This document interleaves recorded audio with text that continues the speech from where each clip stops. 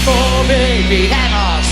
¿Cuánto tiempo moriremos en esta absurda derrota sin final?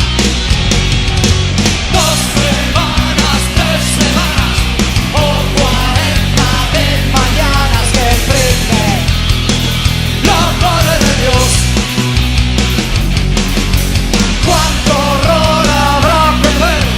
¿Cuántos golpes recibir? ¿Cuánta gente tendrá que morir?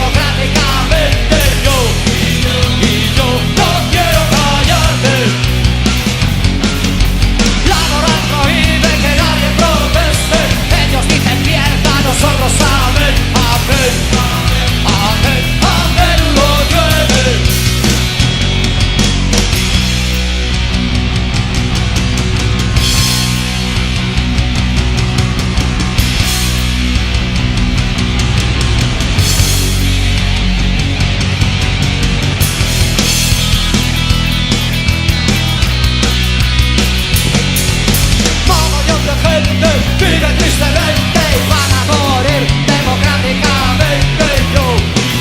Y yo no quiero callarme. La moral prohíbe que nadie proteste.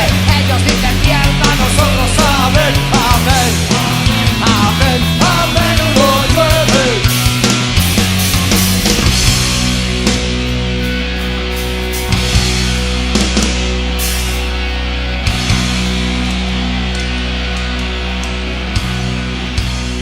Bueno, Peña, ¡agua!